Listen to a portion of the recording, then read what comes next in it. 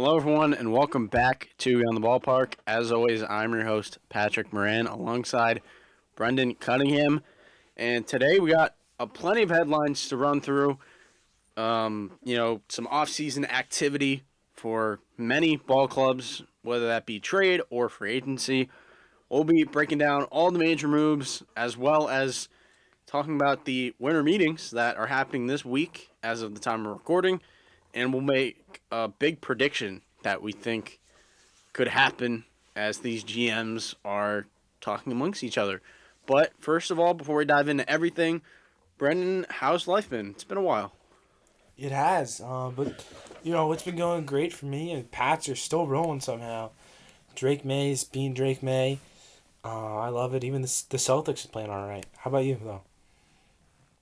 Yeah, I know it's a good time up in Boston with the sports, as you mentioned.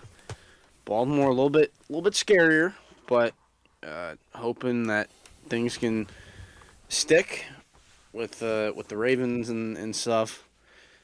Even Commanders not looking that great, unfortunately. Just some tough times in the DMV, as some might say.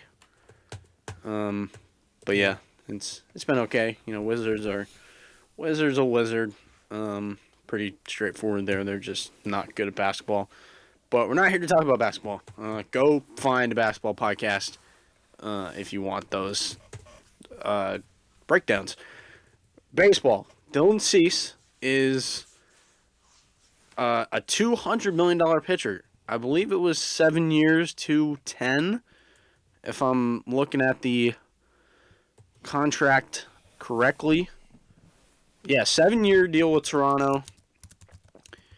$210 million total. They're saying in this article that it could be more. But on paper, 7 years, 210. Pretty shocking number for Dylan Cease. We'll just go off that. If there are any incentives, it is what it is. But Dylan Cease, very interesting name, very polarizing name.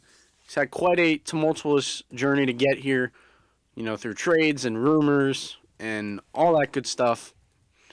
But I think it all goes back to, 2021. Excuse me.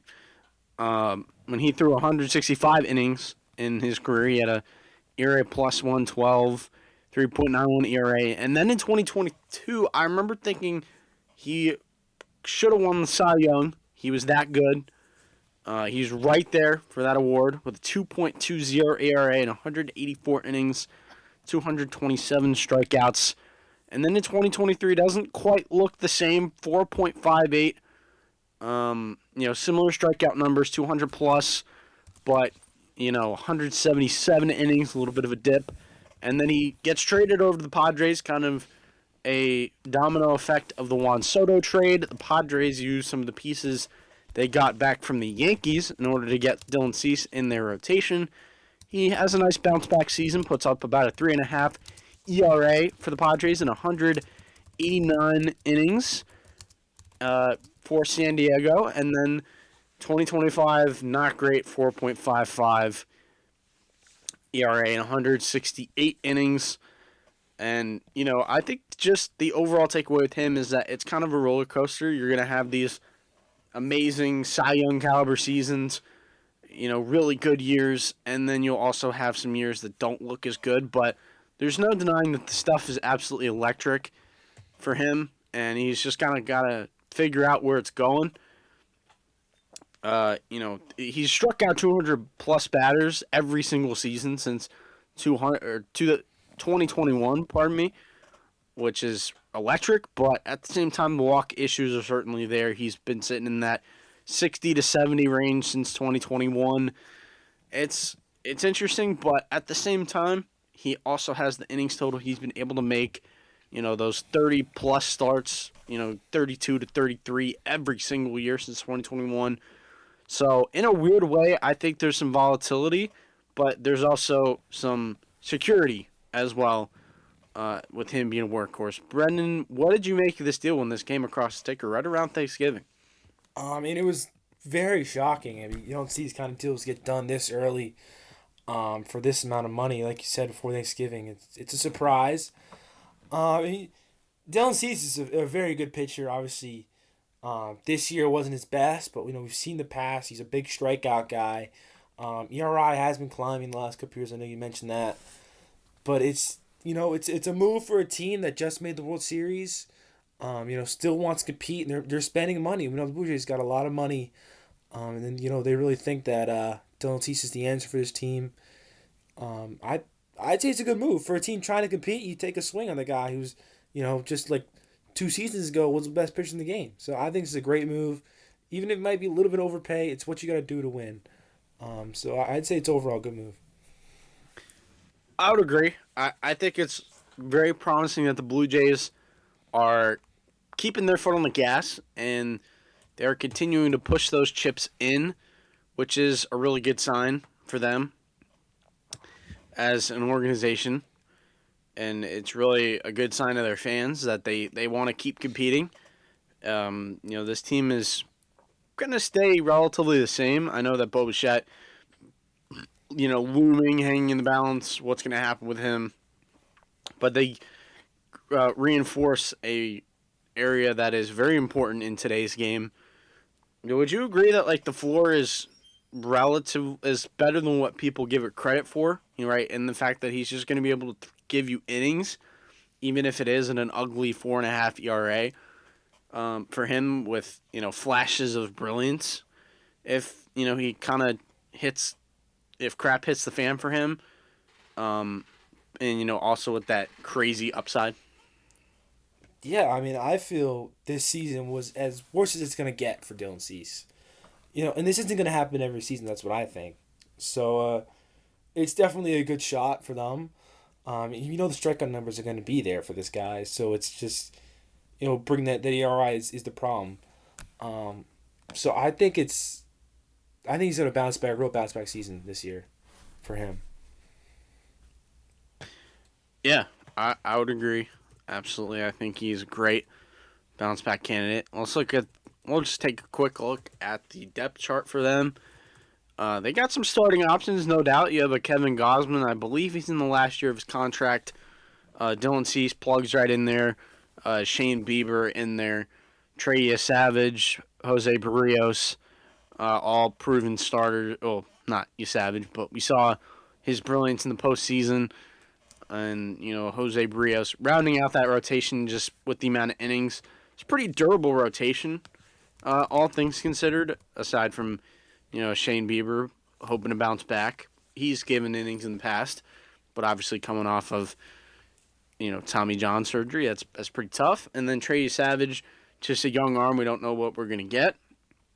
But, yeah, it's certainly intriguing. Then they sign a guy like Cody Ponce from the international free agent market. He's trying to come back over stateside, and he's could be a depth option in the rotation if needed. The bullpen could certainly use some reinforcements, no doubt, but it's shaping up really well for Toronto, and that's dangerous for us being AL East fans, that this team is going to probably stay competitive, but it's great things for, north of the border. It's a lot of positives going on, and I think there are a lot of reasons to be excited for the Blue Jays. Yeah, like you said, not good for us. All right, we'll move on to the next one. We have a trade here, which is a 1-for-1 swap, which was Marcus Semien for Brandon Nimmo. Trade between the Mets and the Rangers. Marcus Semien going to the Mets, Brandon Nimmo going to the Rangers. A rare 1-for-1 trade. Very interesting. I'll go to the details about this. So, like I said, 1-for-1. In terms of contracts, Semien, he's got 3 years left on his deal, around $26 million guaranteed in every year. And Nimmo, he's got a longer contract through 2030, around $20 million per year. This was kind of a trade for teams. Both these teams kind of had disappointing years. Didn't want to be where they ended up. Mets spent a lot of money, didn't work out. So I think for these teams, it was kind of just shake-up. I mean, it was Semien for the Mets. You had a guy that's more defensively solid. I mean, he's a great defensive second baseman. Offense is taking a dip in the past couple of years, but I still think he can give you a lot, especially as a righty for the Mets lineup, who's mostly lefties. He's going to be a great bat for them. Then for like the Rangers, it's also, like I said, a switch up move, something to just mix the team up. Because we I saw last year, it just wasn't working out, even though they just did win the World Series around 3 years ago. It was good time to make a change up. So Nimmo, left-handed bat.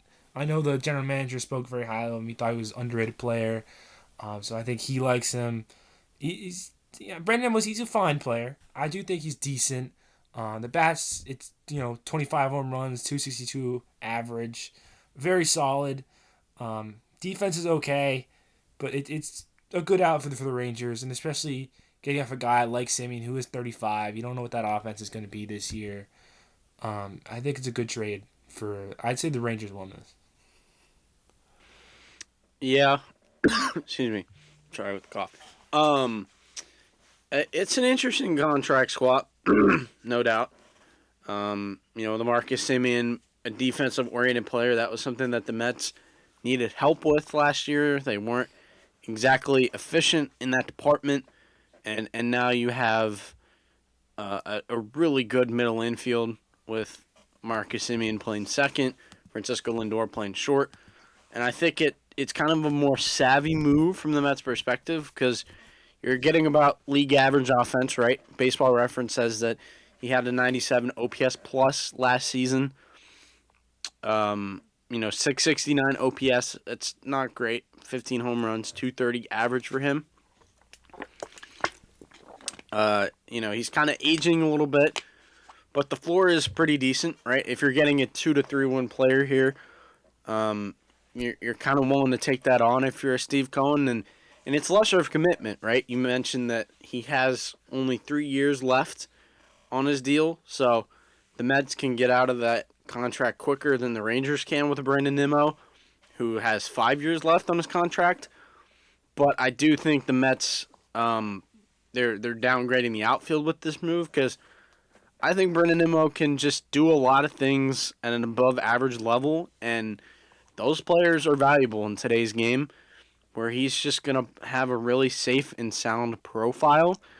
And it was obviously someone that had endeared himself to the Mets fan base and had been a part of that organization for such a long time. Now getting traded like this, he had a waives no trade clause, and he's going to reunite with Jacob deGrom. That's pretty cool. But I think the Mets were looking at a long-term vision here, and, Nimmo was a longer commitment. They weren't exactly thrilled with how he was aging, as opposed to Simeon, who kind of speeds up that timeline.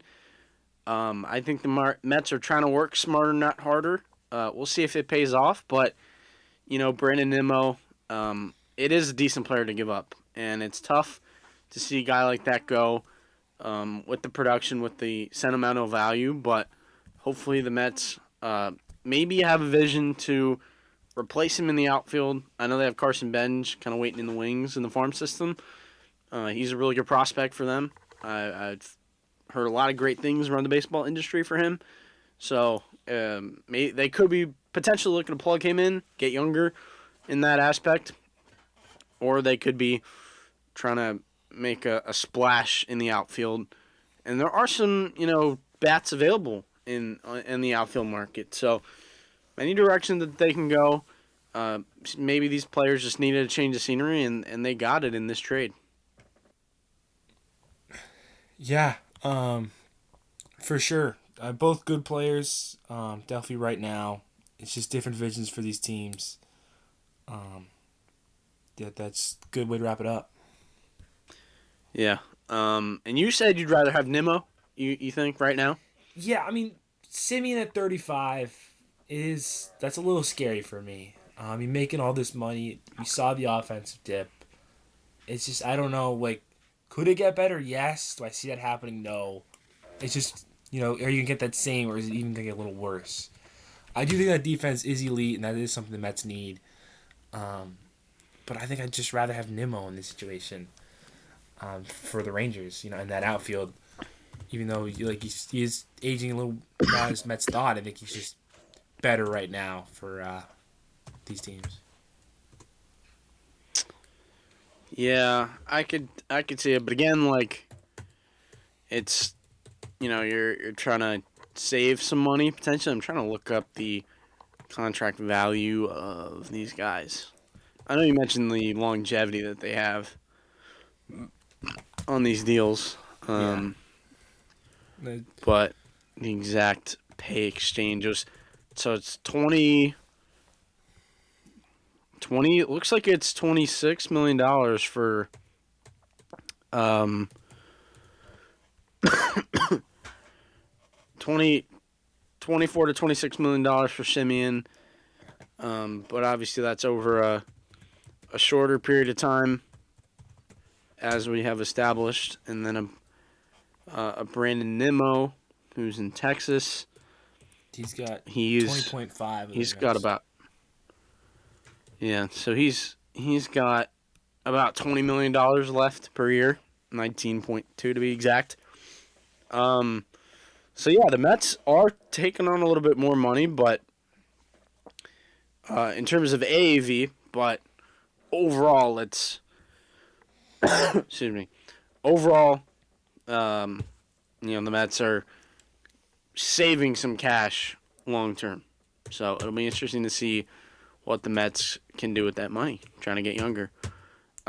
Next move. It's a sentimental one. Speaking of sentimental value, nice little segue. Taylor Ward gets traded to the Baltimore Orioles for Grayson Rodriguez. This one hits home for me, but I will open up the floor to you to start. You probably won't have as many thoughts on this, but yeah, what was your reaction? Was it a shock as it was to me? I was shocked. I mean, Grayson Rodriguez. I remember you talk about him, back when he was a prospect. He seemed like he was just going to be this guy at Baltimore, a starting pitcher who was going to be there. And just to see him go, it was definitely I was surprised when I saw the notification go up on my phone. I mean, but do you think changes need to be made? I mean, after this year with the Orioles, expectations they didn't really live up to it. Do you need to mix some things up now? I mean, I know that starting pitching was kind of one of the weaknesses of this team. I mean, it's a little shocking to see him get rid of him. I know I probably don't have the same insight you do, but what are you thinking? Yeah, it's tough. Seeing first of all, just seeing a guy like that go, you didn't want it to happen. Just so many memories, like you said. I talked about him as a prospect. I saw him pitch in Double A, where he was electric over 5 innings, striking out 10. I actually thought the report was fake at first, and Really? next thing I know, it's real. So yeah, I was shocked to see that the Orioles were trading from an area of need for something that was kind of an area of depth for them. Um, but as it kind of sinks in, you can rationalize it a little bit. Grayson Rodriguez hasn't pitched since 2024, and like didn't throw a single pitch last year. And while the Orioles were optimistic that he could make a return, maybe they were not letting on as much as they were. And something with the medicals or something was wrong with his arm, and that they felt like wasn't worth hanging on to. But it's 4 years of control, so I don't know why you give that away just like that. A little suspicious, but I guess we'll have to see. Maybe it seems like from the Orioles' perspective, Grayson Rodriguez is a bit diminished. He's not going to be the same guy, which is tough. And he didn't have like a Tommy John or UCL. I believe it was bone spurs or bone chips in his arm, which is tough. So yeah, the Orioles felt like it was better utilized trying to just go in on a win now move. Then that's the direction they went in, and they got Taylor Ward, who's actually a decent player. If we look at the numbers here for Taylor Ward, I know didn't talk about it with Grayson, but yeah, Taylor Ward was a good player last year. He's almost a 3-win player. The defense is kind of just mid, but 36 home runs, a 116 OPS plus, and just the overall consistency. We talk about a guy like Dylan Cease who showing up every day, is healthy for majority of the time. Taylor Ward's out here playing 150 plus games the past 2 seasons. That's something the Orioles haven't had. They've had to deal with a lot of injury issues, as we mentioned with Grayson Rodriguez. It's more of a pitching issue, I would say, but still some hitters on the offensive side are getting banged up, like a Tyler O'Neill, like an Adley Rutschman. Gunnar Henderson wasn't able to start on opening day last year. Ryan Mountcastle's had his issues over the years. It's kind of a first base DH option. Taylor Ward's going to provide some consistency, so I understand why the Orioles are going in that direction. I just don't think they needed to give up an arm as talented as Grayson Rodriguez to in a deal like this, but who knows? Again, they could be not letting on as much as they know, and the Orioles are getting a guy with 30-plus homers, 100-plus RBIs last season, and that's, I think, a sight for sore eyes for this Oriole lineup. They kind of need that, and yeah, I think it can do some good in the short term, but long term we'll have to wait and see. Yeah, now that you bring that up, I think there's definitely something going on here. It just doesn't make sense why they get rid of a guy like Grayson Rodriguez. There's definitely something going on with his arm. Some, like you said, medical thing where he's not going to be the same again. I mean, maybe the velo is dropped off a little bit. Their coaches are seeing something they didn't like. That's what I'm leaning towards here. I mean, on the bright side, it seems like the Angels, every single transaction they make, they lose. So that is something to be maybe a little excited about. But being for real, from the Angels' perspective, I think it's important to look at that because, we are looking at this from a Oilers perspective because you are an Oilers fan. From the Angels, you are getting this young starting pitcher who you don't know what's going to happen after coming with that injury, not playing since, like you said, 2024. I would be excited. I mean, for Los Angeles, you haven't really had a guy like this, a 26-year-old guy with, really high prospects. I think it could be interesting what could happen with him in LA. I know you don't want to really think about that, but it's something definitely to keep an eye on. Yeah, you bring up a good point. As professionals here on the podcast, we do have to kind of push our fandom aside a little bit. From the Angels' perspective, it is really exciting. It's a high upside arm. It's a lot of potential. The Angels are normally kind of the butt of a lot of jokes, and I feel like this time they aren't. They got a lot of value for Taylor Ward one way or another, even if there is something going on with Grayson Rodriguez and his health. Like, the fact that you got him for 1 year at Taylor Ward when Taylor Ward could have been gone a few seasons ago, and nobody would have been surprised. To kind of cash in that way now, just to take that chance, I think is really exciting. And hopefully Grayson Rodriguez gets right. I hope he's healthy. It was a pleasure to watch him pitch on the mound. I mean, he's an electric talent. So I'm hoping for the best for him and the Angels to get that. It's something they haven't really had in a minute on the pitching front. That's, I think, worth trying for. And we'll just talk about Grayson Rodriguez. I know that the when he got called up, it wasn't that great. He went through his big league, or he went through the rookie struggles, but 20-ish starts. Yeah, 20 starts at a 3.86 ERA, 116 innings, 130 strikeouts, to 36 walks.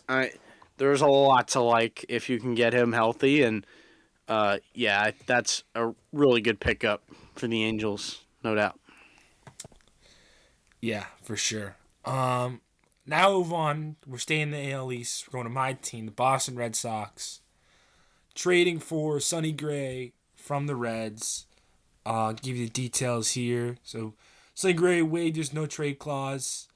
In return, St. Louis got Brandon Clark, the right-hander, Richard Fitz.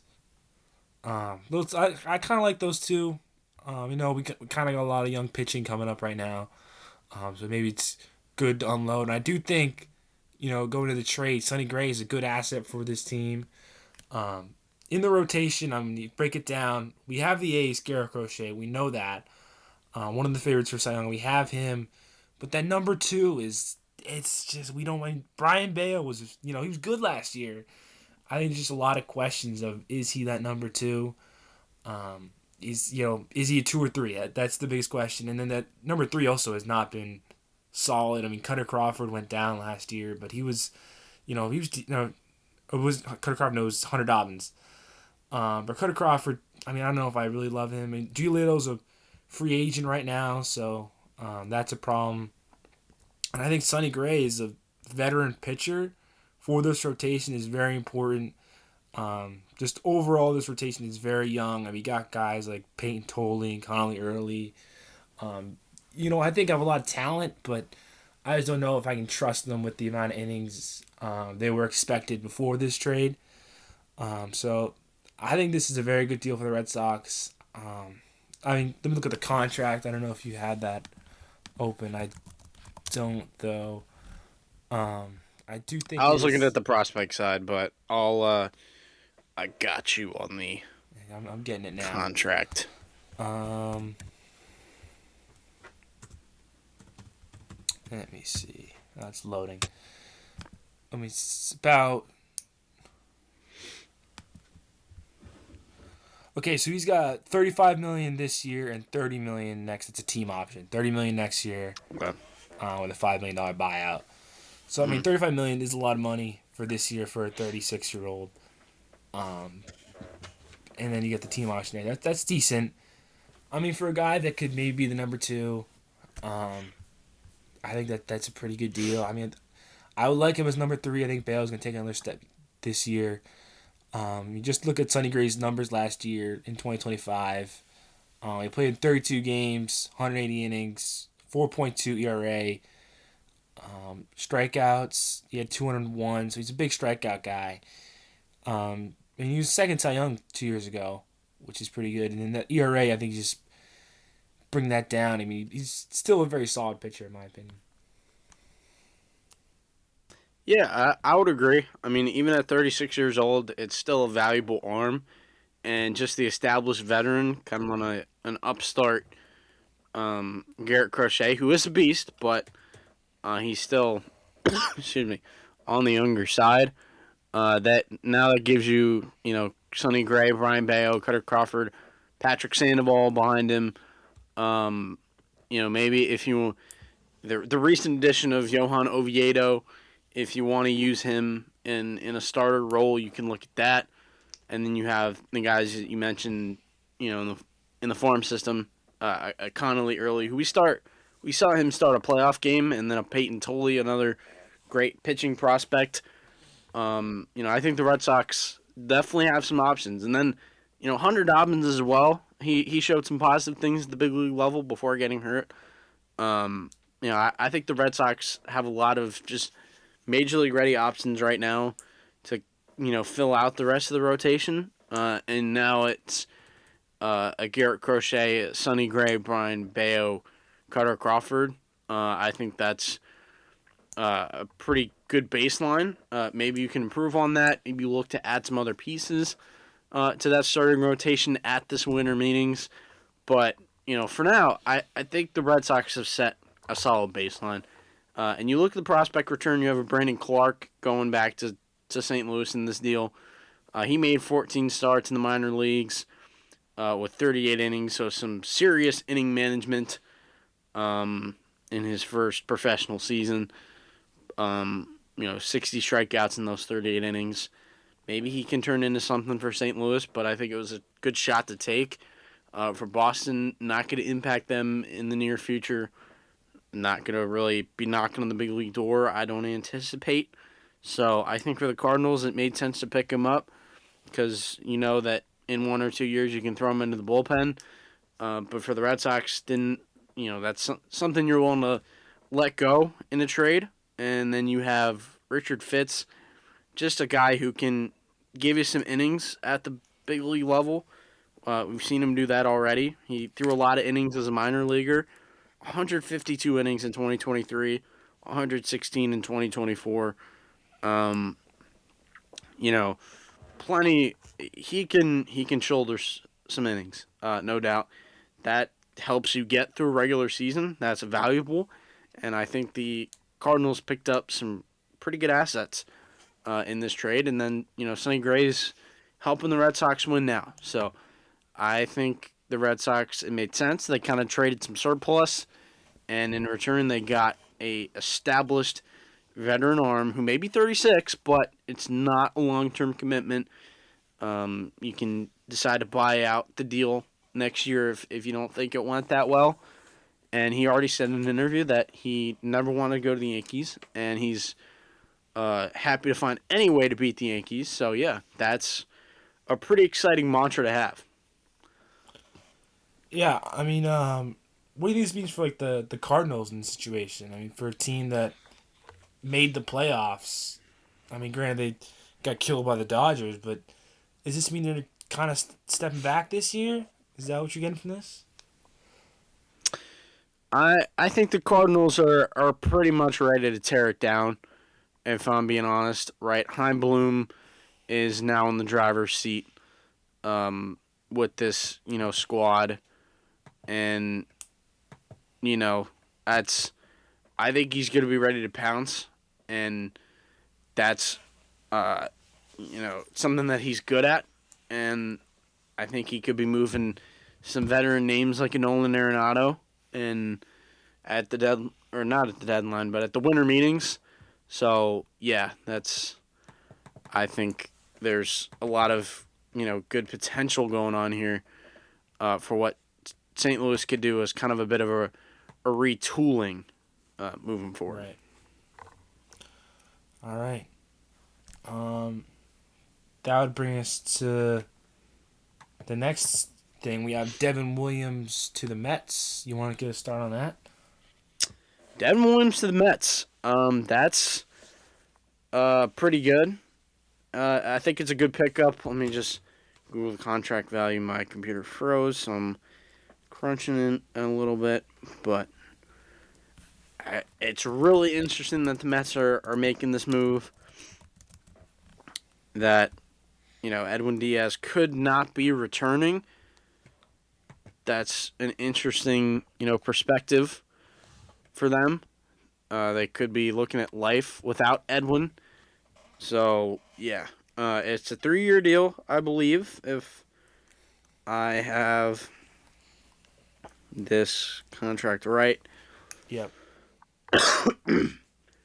3 years. I forget what $51 million. $51 million. Okay, wow, that's a pretty good contract. I'm not gonna lie, that's A lot of money. if you're willing to be aggressive on the Devin Williams. I know he kind of had a down season. My computer did come back, thank goodness. It's aggressive, but the Mets are a team that could do that. He's gonna be making $12 million. $12 million on the payroll for the New York Mets, or I guess it's estimate right now. I'll be interested to see how they utilize him. Whether that be as a closer, if they can fix something, I don't know. But David Stearns gets his guy back, so that's an interesting perspective. And Devin Williams going cross town, joining Juan Soto. Well, they were never teammates, but doing the same little pathway there. Kind of taking on a villain arc. How about it for Devin Williams? Got himself a little payday. Do you think that he can be the same guy? I mean, it was about, if I'm looking here, is whatever it was. It was like, let me look at these numbers before I. Yeah, it wasn't good. We know that. Right, 4-6, 4.79 ERA, 90 strikeouts, 1.13 WHIP. Just seemed like he wasn't matching up in the high leverage moments, and then when he was put in lower leverage, wasn't quite. When he was in lower leverage, he was good, but obviously the Yankees wanted him to be the closer. So didn't really work out in New York for a 1-year rental trade. So do you think he can bounce back with the Mets? I think absolutely. I mean, this guy was one of the best closers in the game, and after one bad year, we're off on him. I don't think so. I think he's still got it in there. I think dude is gonna need some, like you said, because of like the high leverage and low leverage thing. Maybe it's a mental thing he's got to fix. I mean, Yankees is the biggest market in baseball. It's a big role to become that closer. You know, it's. I think he's definitely got it in there. I mean, maybe he tweaks little stuff. I know his stuff wasn't quite the same as like the Brewers. But it's the Mets just they love expanding their pockets. They got really deep pockets. Expand the payroll. We could have seen this one coming. And like you said, with Edwin Diaz maybe on the move. I think they're once again expecting him to be the closer, just like the Yankees were, and I think he's going to step up this year. He certainly could. And, you talk about Edwin Diaz. Do you think that there could be a pairing there if they want to bring Diaz back into the closer role and then you have Devin Williams kind of a high-end setup guy? Or do you just think that David Stearns tries to, shoestring the bullpen the way he can do it, kind of work some magic and have Devin Williams be at the back end, the vision that he saw with the Brewers? What's your take on that? I mean, do the Mets have the money? I feel like they do, and I feel like they would do that. They always have the money. They've had the money. Now that you bring it up, I think that is a possibility. Because Devin Williams in the closer role last year wasn't great, so maybe that is the plan to take the relief off him and, how, like you said, set up man, and keep Diaz. That is a very high possibility. Is Diaz a free agent, right? Edwin Diaz hit the free agent market. He opted out of his mega 5-year deal. The market's going to be high for him. Yeah. I know they pay a lot of money, but are they willing to pay that much? It's going to be a big paycheck. I think what could be dangerous in Edwin Diaz's market, could the Dodgers be swooping in here? Dodgers? Doing the Dodgers. It's a Dodger move. Come on. Yankees? The Yankees could do it too. I don't think the Yankees would be paying a reliever like that, though. I feel like that's not a Yankee thing. I don't feel like. Yeah, I don't know if their last season they're gonna do that. Yeah, but that's a Dodger move. They would do that. Just take one of the best relievers in the game. Yeah, of course they would. Yeah, they did it with Tanner Scott. They did. Yeah. It's interesting. Who wasn't good and they still won the World Series. But that's a whole other conversation. They're the villains. They are. Their roster, side tangent from the whole Devin Williams thing.